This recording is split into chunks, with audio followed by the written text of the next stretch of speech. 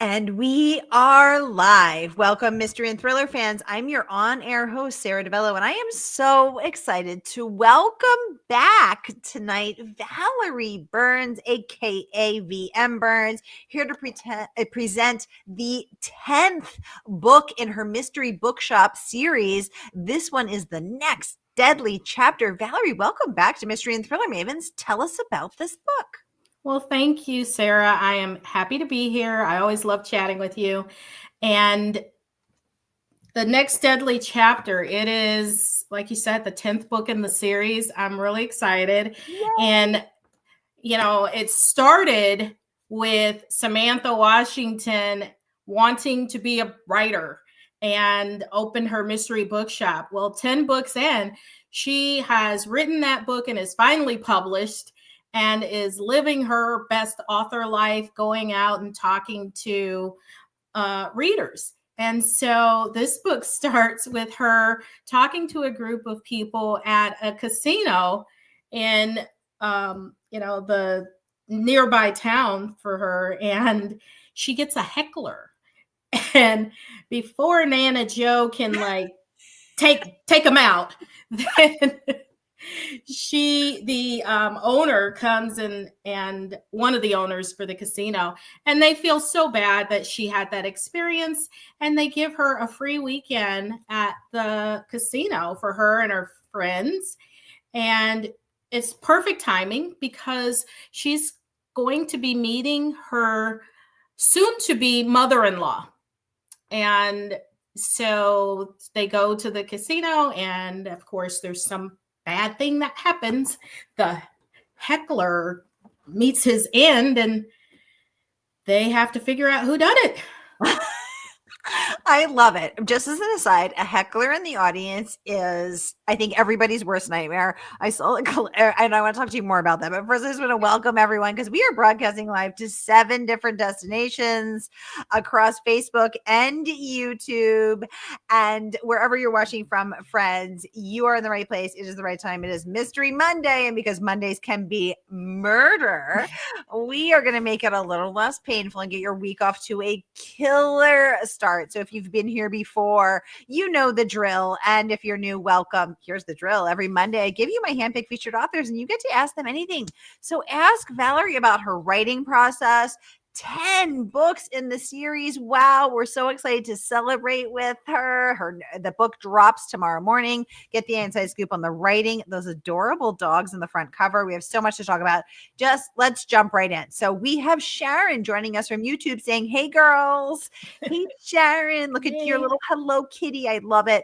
We have Robin joining us from Facebook saying, "Hi, Sara and Valerie from Cozy Coeur d'Alene, Idaho." Bonjour to you. That's something very French over there, Robin. I love it. Randy T joining us from YouTube with his very on-brand black cat. I love that. Very mystery, very thriller. Murder by the Book saying a heckler in the audience. Oh no, I know that's my worst nightmare. So let's talk and Jane Brannigan Coffin, welcome to the conversation, saying so rude, right? Who would heckle? Right. Renee is joining us from Facebook saying hi, Sara and Valerie from rainy Southeast Florida. Hi, Renee.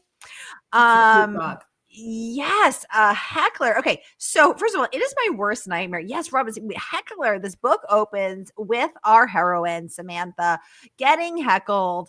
And someone submitted a question in advance. Valerie, have you ever been heckled, and how would you handle it if you were? So personally, I have not been heckled with any book-related things that I have. But my day job before I retired used to be as a corporate trainer. And there were individuals who had their own opinions about different software that I might be teaching, or when I taught customer service, they had some negative experiences that they wanted to share out loud in front of everybody. And so I have dealt with hecklers before, and I tend to try and turn it around and make it not the negative that they want it to be. So I saw a clip. I feel like I see clips on Instagram of comedians getting heckled, which that is just, I would never heckle someone, especially not a comedian, because they're going to clap back at you real fast. Exactly. But it would be so terrifying because I wouldn't be able to think fast enough in the moment. I always have, I wish I had said. So in the shower, I come up with the best lines of what I wish I had said, but not at the moment so much. And Robin, I was just about to bring this up. Robin is saying, not so cozy Coeur d'Alene at the moment. Our heckler at the town hall is making national news. Robin, I saw that heckler in. Oh, she is my hero. I'll say it. She is standing up for what she believes in. She is speaking truth to power. She is being that brave woman as these men drag her out again, violating her right to free speech. But I literally, Robin, I was thinking of you because I was like, I had never heard of this town before, but Robin's with us every week, and I'm like, now I know Coeur d'Alene, and then I saw it on the news last night. I was like, oh my gosh, your town is now famous.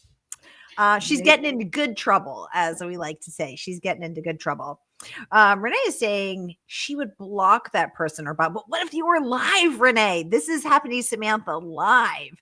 But anyway, well, the heckler gets what is coming their way, because that poor jerk ends up dead. So it does not pay to heckle in a mystery. Yeah, you don't want to heckle in a mystery, because that's not going to go well for you. And as the teaser says, Samantha may have to step over a few dead bodies on her way to the altar, and this dead heckler ends up in her future mother-in-law's room.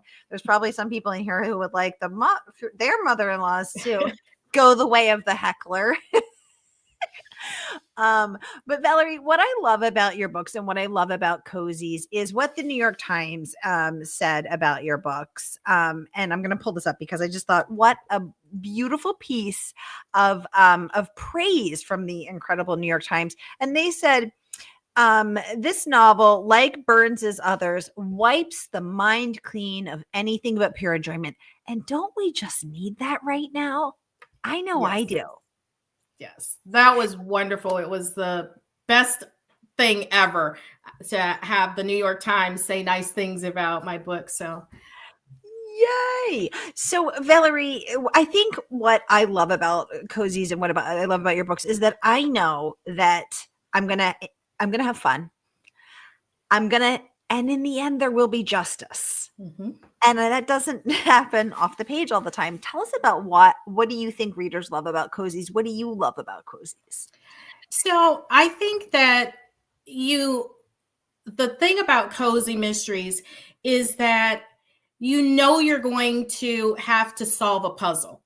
There's going to be something that happens, but it's not graphic. It's not violent. You don't see all the blood, guts, gore of everything, horrible that's happening. Your protagonist stumbles across a dead body, and usually the dead person is not necessarily somebody that we really fall in love with. It's usually some rotten person who's, gotten what they deserve. And now, not saying that murder is ever a good course of action, but we don't have a whole lot of sympathy for that, the person that gets killed. Exactly. So, in fact, we're happy. We are happy because they probably deserved it to a certain extent, but regardless, it's the fact that we are in this world, we are reading a story that hopefully will be entertaining, and that the reader is going along on this journey with the sleuth, trying to figure out the clues and figure out who done it. It's like a big puzzle where you're getting all the pieces as you go along and you read and you're like, oh, I think this piece fits right here, or no, that was a red herring, that piece doesn't fit there, it's over here. And so hopefully by the end of the book, the reader and the sleuth, in my case Samantha Washington, they get to the end at the same time, and justice does prevail in the end in a cozy. And that justice may not always be prison. It could be, maybe it's something a little milder, right? But there is a sense of justice, which we don't always get in the real world. And I really need that, Valerie. I really Me do. too. Robin is saying, congratulations, Valerie, for the New York Times. Yes. Yeah. How incredible. I would get that tattooed on my face. I would have it on my business card. I would have it on my wall. I'd be like, welcome to my house. Here's a napkin. Here's a towel. Please note what's embroidered on there. Valerie, Amanda had a question for you about your writing, and then I had a question for you as well. Actually, I'm going to go with mine first, because while we're talking about, you just mentioned red herrings, and that the reader, as you said, is going along with the sleuth to solve a puzzle. So as a writer, how are you envisioning that? Are you thinking, here's the end, and then I'm going to reverse engineer it, and I'm going to put in those red herrings, the misleading clues, the twists, whatever? Or are you, Valerie, going along with Samantha and then the reader figuring it out as she does? So for the most part, I am going along with Samantha, because I am what you call a pantser. And so I kind of go along by the seat of my pants to figure things out. And I'm not I have friends who plot out every beat in their story before they start writing. That's not me. I know my characters, and I spend a lot of time getting to know them and know how they would respond in various situations. I know who I want to kill.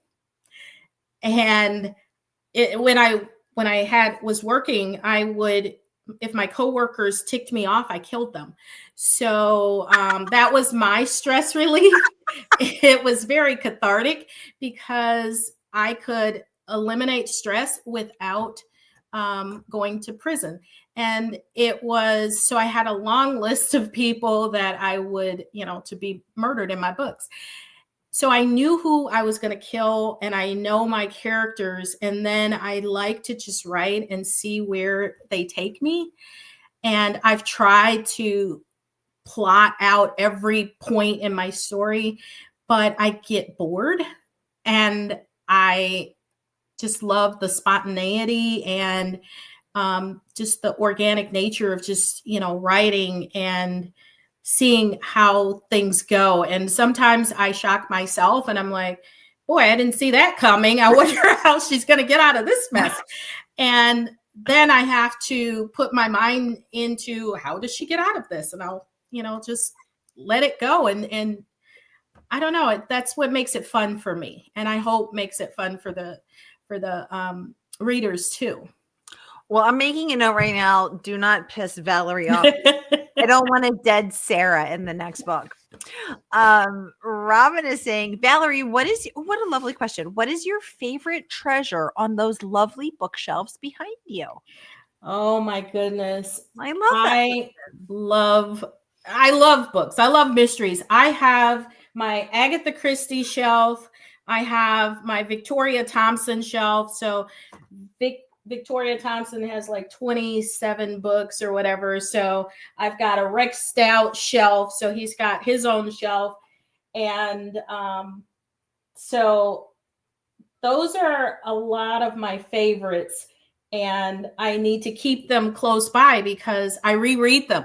I reread Agatha Christie over and over and over again, because the first time when you read it, I'm reading to figure out who done it, right? And then the next time I'm reading to figure out how she put all this together. And I'm always finding the second time I'm reading, it's like, oh, I didn't see that clue, or that's a red herring, because now I know who did it. So I'm looking at how she set the murder up. How did she misdirect? How did she get everything, just so perfect that everybody's stumped until you get to the end? Or even if you're not stumped, if you know who done it, it's still interesting enough that it'll keep you reading to confirm your suspicion of who did it. Wow, what a great idea to read it twice. Oh my God, that's brilliant, Valerie. I absolutely love that, because I always try to read simultaneously, like, oh, I'm going to figure out the plot here. And then I forget to do that because I get sucked up in whodunit, and it never occurred to me. And now I'm feeling really stupid to read it twice. That's brilliant. Brilliant. Oh my God, I love it. Renee wants to know, do you read mostly cozy mysteries or other genres? And what are you currently reading? What a great question, Renee. I do read a lot of cozy mysteries, and I love cozies, which is why I choose to write them. So I do read a lot of cozy mysteries, and I also have recently started reading paranormal romance, not specifically either wolf or bear shifters. I never read romance a lot before, but now I'm finding comfort in the happily ever after that is coming at the end, and it's not anything too scary. So similar to cozies, in that no matter what happens in this story, no matter what roller coaster ride the author takes you on, these two people are going to have their happily ever after. Wait, Valerie, I thought paranormal was ghost stuff, but wait, what is this wolf and bear shifter? Does that mean a person, a human being who becomes a bear and then back to a human? I've never read a book They're like called that. shifters. I didn't know either. I was scrolling through Instagram and I saw an ad, and I was like, what is that? And What is that? went and looked, and I was like, holy cow, this is pretty interesting. And, I don't like anything too scary, which is why I write cozies and not, true crime or something.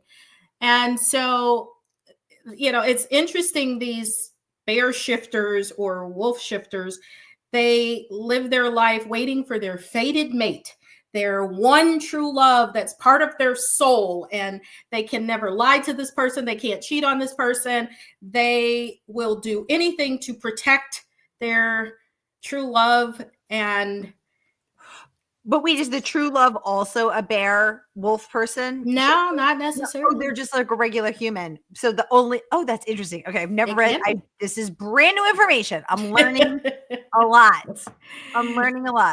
It's escape. It's, I'm like, I don't want real people, because that's real. I need to escape into a fantasy world where there are these shifters. So I've been reading some of those, but I've also been reading books by, let's see.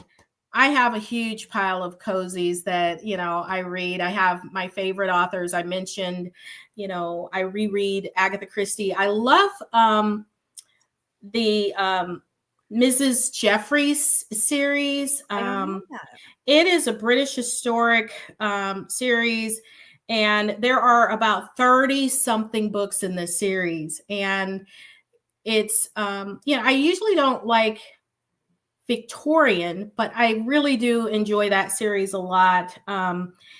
It started, I think the first book was The Inspector and Mrs. Jeffries. And I also, let's see, I love Leslie Budowitz has a spice series. Nancy Coco has her fudge series. Those are fun. I had been reading the Sarah Blair mystery series by Deborah Goldstein. There are 5 books in that series. Also, I love the Gethsemane Brown series by Alexia Gordon, which has just been turned into a Hallmark movie. So Haunted Harmonies on Hallmark. So Oh pretty. so many great recommendations. I love this. I love this. Elizabeth saying, good evening, ladies. Valerie, what type of job did you have before becoming an author? Yeah, I was wondering too, where you got heckled. Tell us about that. So I was a corporate trainer for a appliance manufacturer, and I worked in customer service. And before that, I worked as a corporate trainer for a CPA firm. And CPAs are they were interesting training, CPAs, because you don't get paid unless you are, working with your client. So, but you have to have so many continuing education units to keep your license. So there's this, love-hate relationship between I need to go to training so I can have my continuing education units and learn this stuff versus I need to be out spending time with my clients. And to me, the worst thing I would always have people who are like, I don't understand why I have to come to this class. Why can't you just give me a tape? It's like, because the class is how to improve your listening skills. And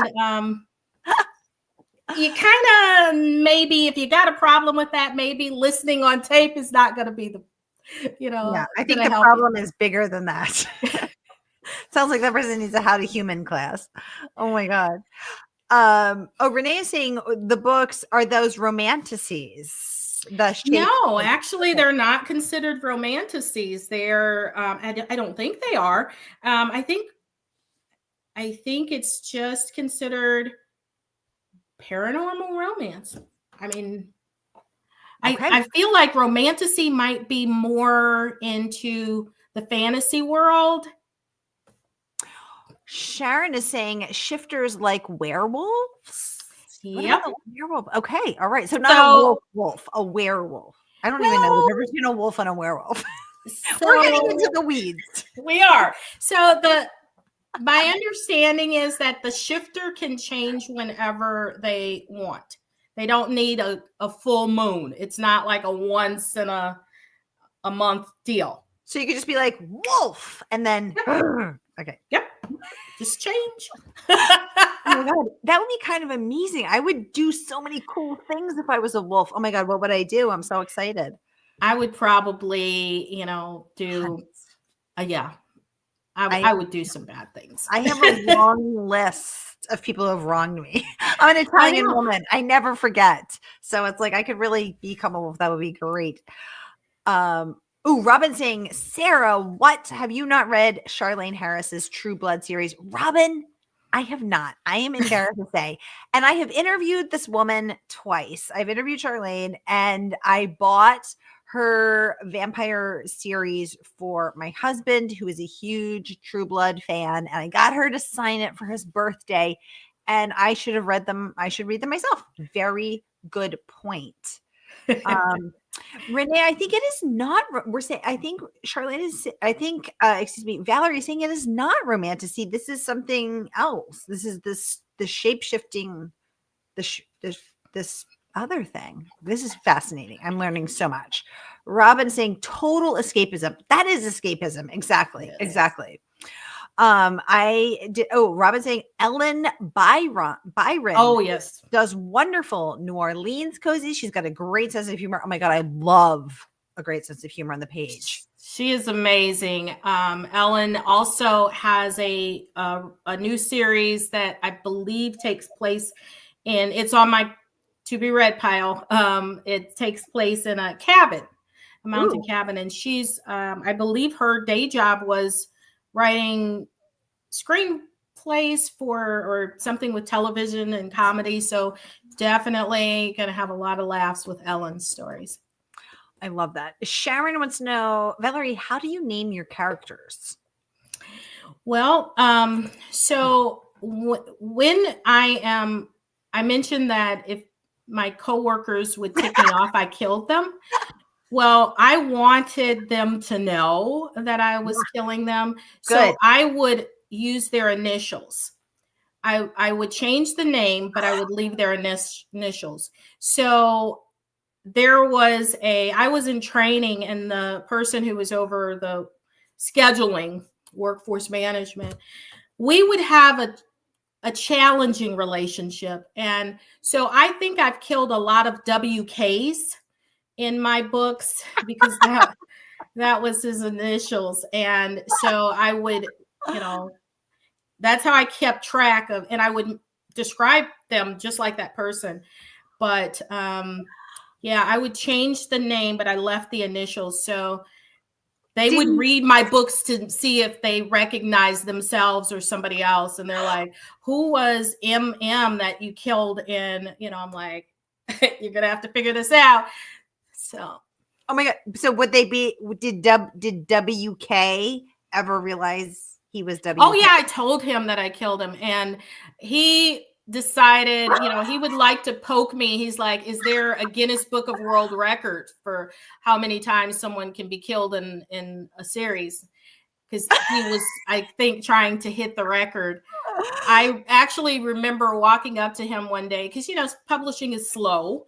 So, you submit proposals for books and it could be months before you actually start writing. And so I passed him and I'm like, I don't know what you did to me a year ago, but I'm killing a WK in this book. It got to the point where I started making the WKs women. So there's a woman with the initials WK just because I was running out of male names. Oh my God. I love this.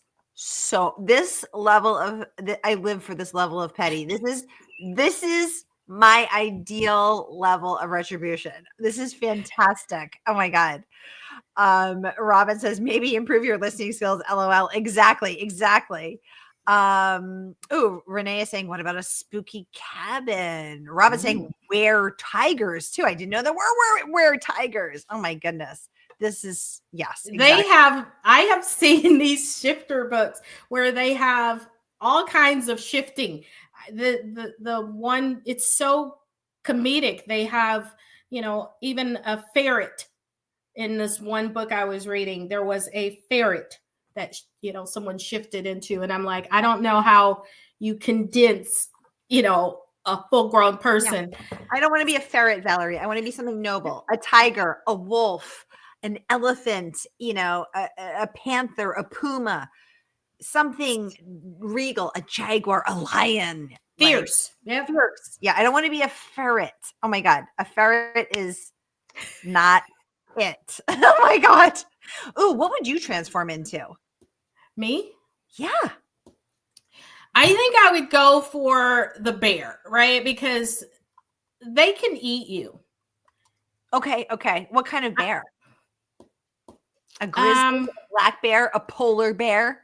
No, I don't want to be cold. So I'm going to say a grizzly. Warm weather bear. A warm, someplace. There are no warm weather bears. There's no Caribbean bears, Valerie. Okay. They hang out in the cold. You're like, I don't want to be in the cold. Bear. I don't want to be in the cold. A native to the Aruba, the white sand beaches of balmy Aruba. That's my kind of bear.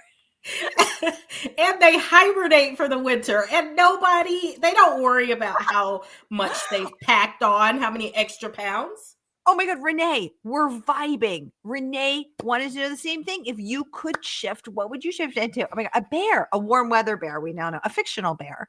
Renee, what would you shift into? Oh my God, Sharon saying ferrets are adorable. Sharon, are you saying you would shift into a ferret? What? Oh my God, this is hilarious. Randy saying, wait, what about Smokey the bear? Okay, we could have Smokey. Exactly. I think he's a brown bear. Isn't that forest fires though? I don't want to be in the forest fires. Oh yeah. No forest fires. But a bear lives in a forest. Oh my God, this is hilarious. Except for my Aruba bear, right? Yeah, exactly. Valerie is the rare Aruba bear. They're very rarely seen, but they do enjoy warm weather and floating in 80-degree, crystal clear aquamarine water. Exactly.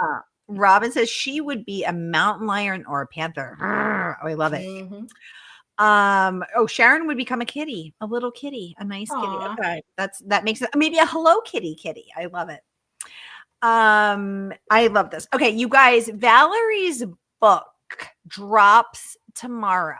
And she is here to give us the inside exclusive sneak peek. And you can order it from our favorite woman-owned independent bookstore. That is, of course, Murder by the Book. So whether you're watching with us on Facebook or YouTube, here is that link that you can click and pre-order your copy. And the good folks at Murder by the Book will drop it in the mail to you tomorrow morning. You're not going to want to miss this. So get your mitts on the world of Samantha, her mother-in-law, Camelia. Is it Camelia or Camilla? Camelia. At Nana Joe and all of the other fabulous characters that inherit the world that Valerie has created. And we now know have the initials of people that used to annoy Valerie at work, which is a whole other fun level. Robin's saying, or a Silky. Renee's saying she would be a panther. Okay, so we are learning just so much. We should, oh my God, it'd be so cool if we all shapeshifted into our animal self. Have an animal party. Renee is saying happy early pub day, Valerie. Yes, happy early pub day. How will you celebrate? Ooh, well, let's see. Today was my one of my poodle's birthday. And so other than getting a treat, she hasn't gotten a whole lot of love because I had a deadline, something that was due today. So I'm like, we'll celebrate tomorrow as I'm typing away. So tomorrow I will be spending my day with Kensington. Yes, I did name her after my publisher. I call her Kinsey. It's her birthday. She turned 10 today. Happy birthday, Kensington. Oh my God, I love it. Happy birthday, Kenzie. We love that. Well, it has been so much fun to interview you. Again, thank you so much for coming in to celebrate the night before your book comes out. Give us the inside scoop. Here again is that link, whether you're watching on Facebook or YouTube. You're not going to want to miss this much fun. So click and pre-order your copy tonight, y'all. Robin is saying, thank you all for such a wild event. Oh, I see what you did there, Robin. I like it. Stay wild. All right, you. That is a wrap for us on this Mystery Monday. I hope the days and the pages fly by, and I will see you all next Mystery Monday. Take very good care until then.